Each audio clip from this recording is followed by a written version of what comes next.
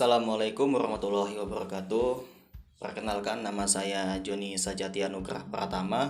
Ya, bisa sih dipanggil dengan Joni. Nah, ini saya akan mengadakan podcast dengan saudara. Saya Muhammad Maulana Malik Al-Hayat dan biasa dipanggil Malik. Nah, di sini pada kesempatan kali ini kami akan membahas sedikit tentang podcast pendidikan yang akan lebih berkhususkan kepada pembaharuan pemikiran Islam dengan mengangkat atau mengambil dari tokoh-tokoh pemikiran di Timur Tengah seperti Jalaluddin Al-Afghani, Hasan Al-Banna, Muhammad Abduh, dan lain-lain. Nah, pada kesempatan kali ini podcast ini akan mengambil satu pemikiran, yakni Muhammad Abduh, di mana sebelum kita memasuki podcast ini kita harus mengenal terlebih dahulu siapa sih Muhammad Abduh, bagaimana biografinya, lalu bagaimana perjalanan studinya, lalu pemikirannya dan pembaharuan pemikirannya terhadap pemikiran Islam di era sekarang. Nah, Muhammad Abduh, di mana nama aslinya adalah Muhammad Ibnu Abduh Ibnu Hasan Khairullah. Nah, atau bisa dikenal dengan nama Muhammad Abduh. Nah, beliau ini merupakan salah satu keturunan dari salah satu khalifah kita, yaitu Umar bin Khattab radhiyallahu an. Nah, Muhammad Abduh ini dikenal memiliki pemikiran yang moderat, yakni lebih kepada gerakan pembaharuannya yaitu memberantas taklid, bid'ah, dan kejumudan yang dipandang sebagai sebab kemunduran umat Islam pada era itu. Nah, untuk lebih lanjutnya kita akan berdiskusi dengan Bung Malik yang tadi sudah dijelaskan di awal. Nah, bagaimana Bung Malik penjelasan mengenai biografi dari Muhammad Abduh ini sendiri? Nah, jadi di sini saya akan membahas mengenai biografi dari Muhammad Abduh, di mana Muhammad Abduh ini namanya ialah Muhammad ibn Abdullah ibn Hasan Khairullah atau biasa dikenal dengan nama Muhammad Abdullah. Beliau lahir di desa Mahalat Nasr, provinsi Bahira di Mesir pada tahun 1849 Masehi. Dan beliau dibesarkan dalam keluarga miskin. Ayah beliau adalah Abduh ibnu Hasan Khairullah yang berasal dari Turki dan ibunya berasal dari bangsa Arab yang katanya keturunannya sampai kepada Umar bin Khattab. Nah, adapun perjalanan pendidikan dari Muhammad Abduh ini, beliau memulai studinya tepat pada umur 7 tahun, di mana dia di sana dia mulai membaca, menulis, dan menghafal Al-Quran. Nah, pada tahun 1862 Masehi, Muhammad Abduh pergi ke Masjid Al-Ahmadi di Tanta dengan tujuan untuk mengikuti pembelajaran tajwid. Kemudian Muhammad Abduh ini adalah murid dari Jamaluddin Al-Afghani yang menjadi penerus perjuangannya dalam mengobarkan semangat pembaharuan pemikiran Islam. Pertama kali Muhammad Abduh bertemu dengan gurunya yakni Jamaluddin Al-Afghani saat beliau berkunjung ke Mesir untuk yang kedua kalinya pada tahun 1869 Masehi.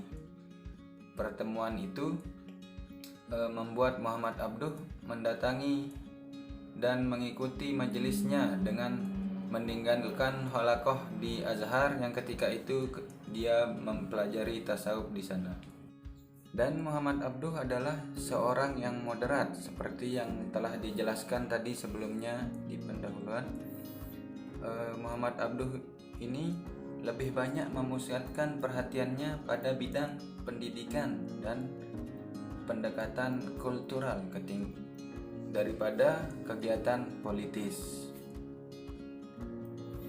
Pada usia 10 tahun, Muhammad Abduh dikirim oleh ayahnya pada seorang hafiz Al-Quran, dan dia disuruh menghafal Al-Quran dan mempelajari Al-Quran di sana. Kemudian pada tahun 1886, Muhammad Abduh meneruskan studinya ke Universitas Al-Azhar Kairo. Nah, disinilah Muhammad Abduh bertemu dengan Al-Afghani, gurunya di Mesir karena diusir dari pemerintahan Afghanistan. Nah, lalu setelah Muhammad Abduh ini selesai lulus di Azhar, kemudian dia diangkat menjadi dosen di Al-Azhar dan mengajar di Universitas Darul Ulum. Akan tetapi kemudian beliau dipecat tanpa adanya alasan yang jelas. Nah, jadi mungkin seperti itu singkat tentang biografi dan perjalanan studi dari Muhammad Abduh. Nah, jadi sekarang kita akan melanjutkan ke pemikiran perkembangan Islam menurut Muhammad Abduh ini. Nah, jadi menurut Mas Joni ini gimana pemikiran dari Muhammad Abduh itu sendiri? Nah, baik ya. Jadi tadi kita sudah mendengar bagaimana biografi beliau ya, yang sangat luar biasa, dimana pada usia 7 tahun beliau sudah belajar membaca, menulis, serta dikirimkan ayahnya ke Mesir.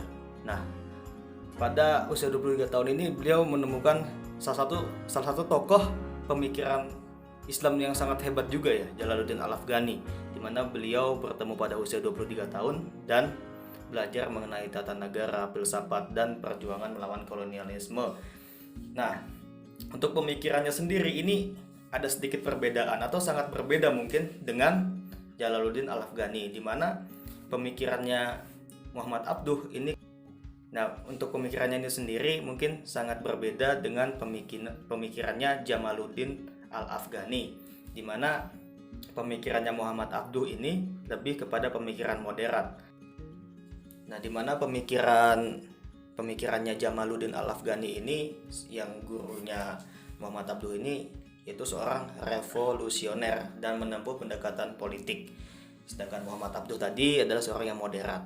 Nah, untuk pemikirannya sendiri kan pada perkembangannya ia sempat ditentang oleh, begitu diangkat menjadi dosen, ia dikeluarkan oleh kampus itu dengan alasan yang tidak jelas.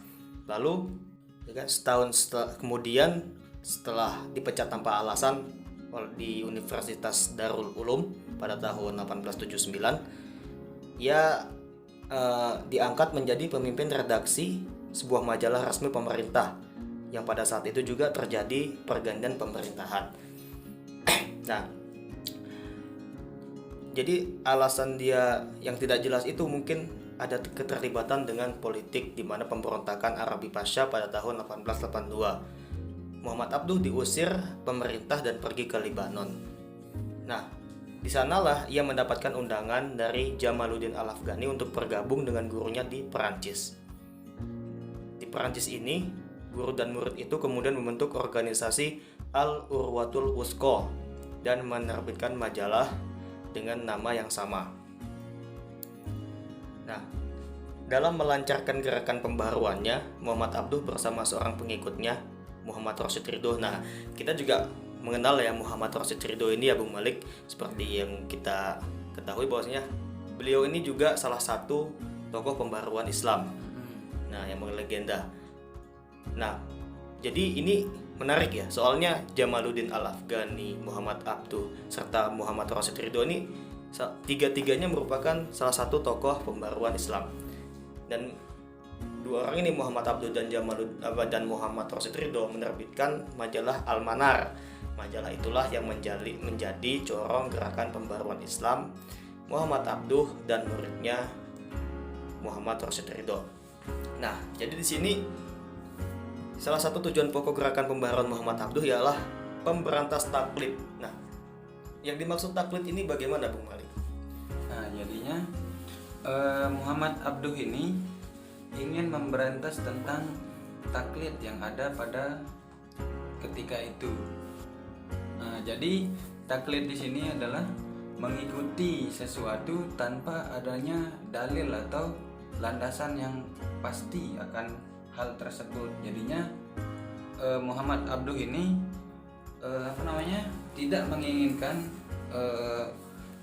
orang-orang di sana itu melakukan taklid, karena taklid ini bisa saja kita terjerumus dalam kesesatan karena kita tidak mengetahui apa ilmu yang akan disampaikan gitu.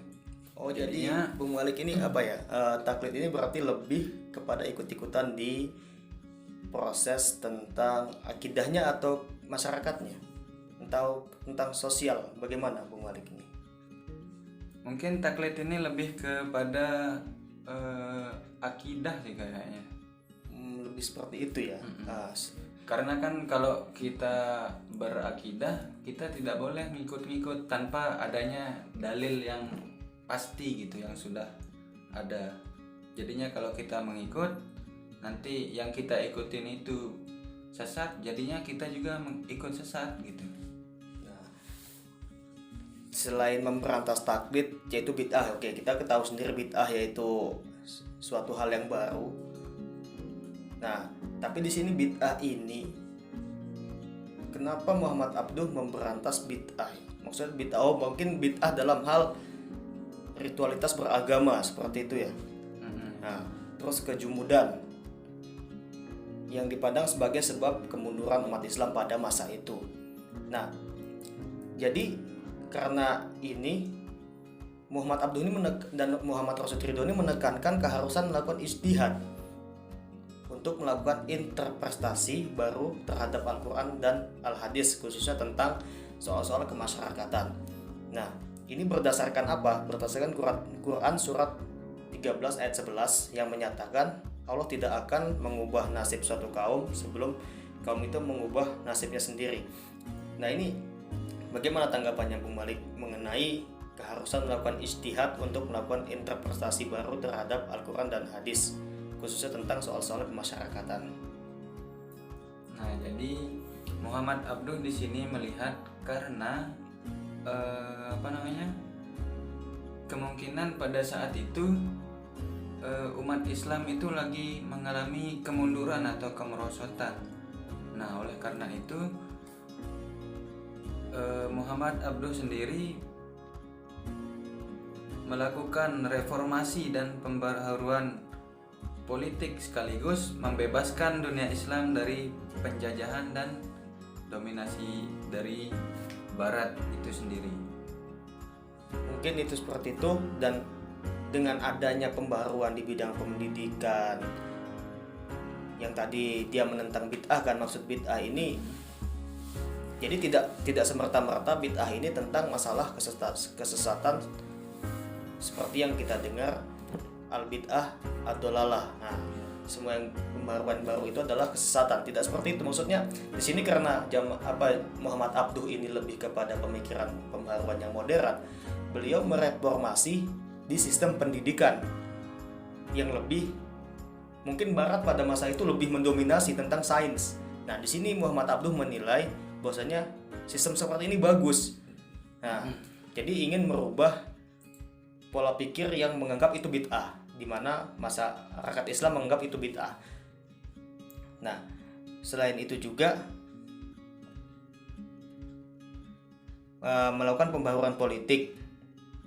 Nah, untuk menjamin bahwa pembaharuan politik itu nanti akan menghasilkan perubahan yang dapat dirasakan manfaatnya oleh masyarakat luas, tidak hanya oleh segelintir orang, diperlukan juga pembaharuan. Jadi pembaharuan pendidikan dan politik ini sangat satu garis lurus ya Bung Malik ya.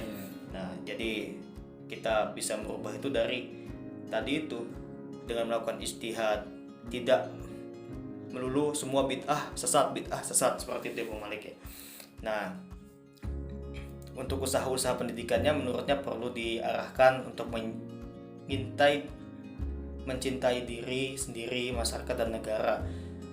Nah, dengan itu bahasa Arab perlu dihidupkan untuk metode yang lebih efisien dengan pendidikan itu sendiri.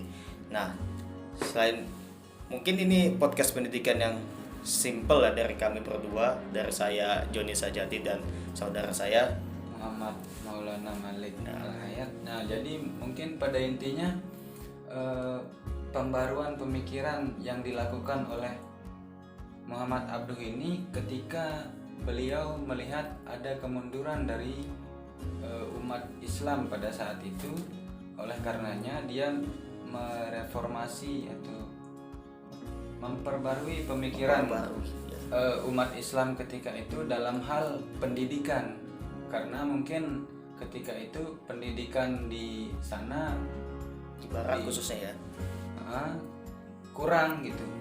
Jadinya lebih maju balik ya mungkin. Maksudnya pendidikan di barat sainnya lebih tinggi dibanding di Timur Tengah. Makanya di Timur Tengah.